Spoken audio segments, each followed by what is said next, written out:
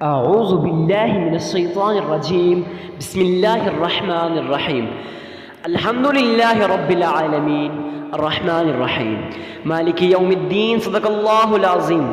میں گواہی دیتا ہوں کہ اللہ ایک ہے اور وہی عبادت کے لائق ہے، اور وہ تمام مخلوق کا پالنے والا خالق، مالک اور رازق بھی ہے۔ میں اس بات کی گواہی دیتا ہوں کہ محمد مصطفیٰ احمد مجتبی رسول عربی صلی اللہ علیہ وسلم اللہ رب العزت کے بندے اور آخری رسول ہیں اور خاتم النبیین بھی ہیں۔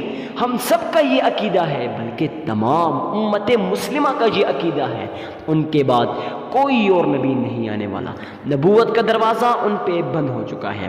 معزز سامعین کرام، آج ہم آپ کے سامنے ایک ایسا نایاب، پاورفل، مجرب اور آزمودہ وظیفہ لے کے حاضر ہوئے ہیں۔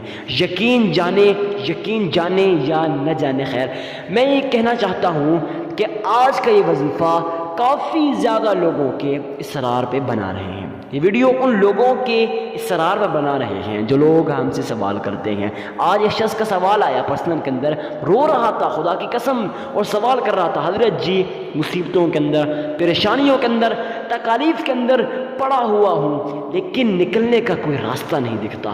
آپ کی ویڈیوز بھی سنی اور علماء کرام کی ویڈیوز بھی سنی، لیکن آج تک میرا کوئی وظیفہ قبول نہیں ہوا۔ اس کی کون سی وجہ ہے؟ میں نے اس کو صرف ایک بات بتائی، کیا آپ نے میری ویڈیو پوری سنی تھی؟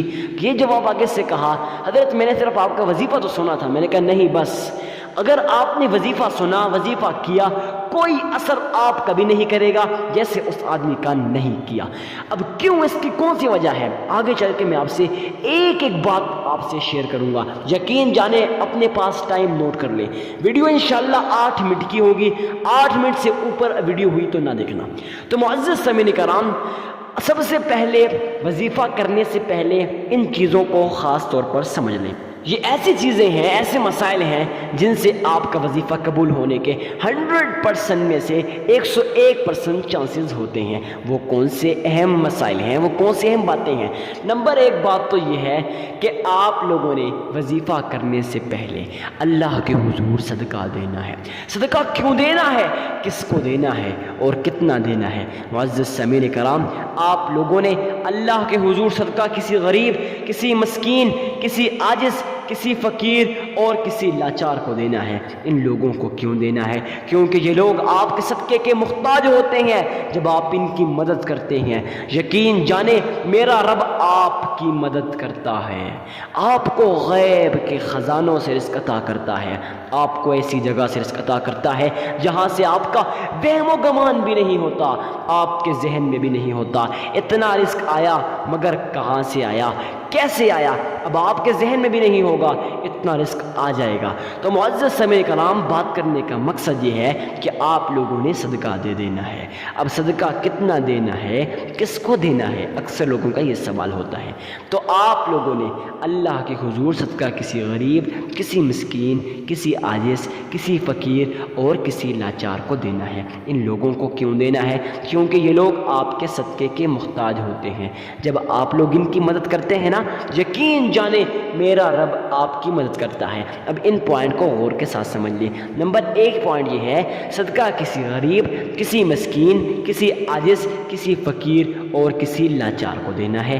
نمبر 2 پوائنٹ یہ ہے، صدقہ دینا کتنا ہے؟ تو صدقہ جتنی بھی آپ کی استطاعت ہے، اپنی استطاعت کے مطابق صدقہ اللہ کی راہ میں دے۔ میں آپ کو یہ کہوں، غلط نہ ہوگا، کہ جتنی بھی استطاعت ہے، اگر 1 روپے نہیں ہے نا، 1 آنا ہے، وہ بھی اللہ کی راہ میں دے، مگر اخلاص کے ساتھ، خلوص کے ساتھ صدقہ دے۔ خیر معزز سامعین کرام، آپ لوگوں نے اللہ کی راہ میں صدقہ بھی دے دیا، لیکن اس کے بعد ان چیزوں کو آپ نے غور کے ساتھ سمجھنا ہے۔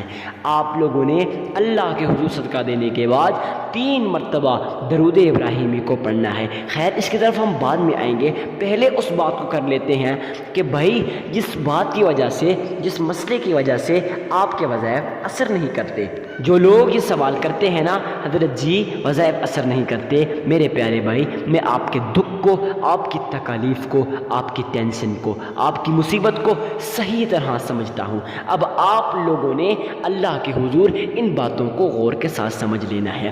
نمبر 1 بات تو یہ ہے، صدقہ دینے کے بعد جب وظیفہ کر رہے ہو نا تو اپنے ذہن کو صاف کر لیا کریں۔ اس سے مراد یہ ہے کہ آپ لوگ اپنے ذہن کے اندر یہ خیال پیدا کیا کریں گویا آپ ایک تنہا بیٹھے ہیں۔ میں تو کہوں گا گھر کے کسی کونے میں بیٹھ جائیں، وہاں وظیفہ کریں، کیونکہ جب انسان تنہا ہوتا ہے، یہ آپ کو بھی پتہ ہے، یہ مجھے بھی پتہ ہے، جب انسان تنہا ہوتا ہے اس کا تعلق اس کے رب کے ساتھ جڑ جاتا ہے۔ اگر آپ بھی چاہتے ہو آپ کا تعلق آپ کے رب کے ساتھ جڑ جائے تو آپ لوگوں نے گھر کے کسی کونے میں بیٹھ جانا ہے۔ جب گھر کے کسی کونے میں بیٹھ گئے اس کے بعد اپنے ذہن کے اندر اس مائنڈ کو صحیح کریں، ذہن کے اندر اس خیال کو پیدا کریں، انشاءاللہ میرا یہ وظیفہ قبول ہوگا۔ جب آپ اس طرح سے کہیں گے نا، یقین جانیں پھر آپ کا وظیفہ لازمی قبول ہوگا۔ اب معزز سامعین کرام، اب اس بات کو آپ نے غور کے ساتھ سمجھ لیا، اب آگے سنیں۔ جب آپ نے یہ کام بھی کر لیا اس کے بعد آپ لوگوں نے 3 مرتبہ درود ابراہیمی کو پڑھ لینا ہے۔ اکثر لوگ کہتے ہیں حضرت جی کیسے پڑھنا ہے، تو میں آپ کو پڑھ کے بتا دیتا ہوں۔ اللہم صلی علی محمد وعلى آل محمد كما صليت على إبراهيم وعلى آل إبراهيم إنك حميد مجيد اللهم بارك على محمد وعلى آل محمد كما باركت على إبراهيم وعلى آل إبراهيم انک حمید مجید۔ معزز سامعین کرام، آپ لوگوں نے اللہ کے حضور اس طرح سے درود ابراہیمی کو پڑھ لینا ہے۔ پڑھنا کیسے ہے؟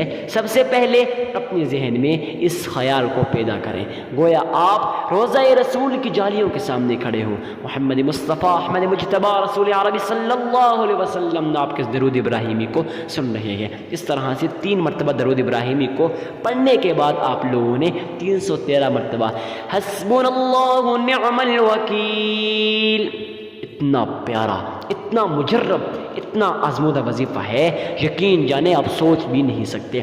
آپ لوگوں نے 313 مرتبہ پڑھ لینا ہے۔ اس کے بعد آخر میں پھر 3 مرتبہ درود ابراہیمی کو پڑھ لینا ہے، آپ کا عمل مکمل ہو جائے گا۔ میں یقین کے ساتھ کہتا ہوں آپ کو یہ ویڈیو بہت ہی زیادہ پسند آئی ہوگی۔ ویڈیو کو لائک کر کے چینل کو ابھی سبسکرائب کر دیجیے گا تاکہ مزید اسلامی ویڈیوز سب سے پہلے آپ تک بآسانی کے ساتھ پہنچتے رہیں۔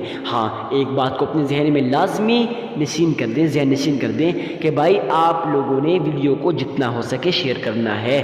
ملتے ہیں نیکسٹ ویڈیو میں، اجازت دیجیے، تب تک کے لیے اللہ حافظ۔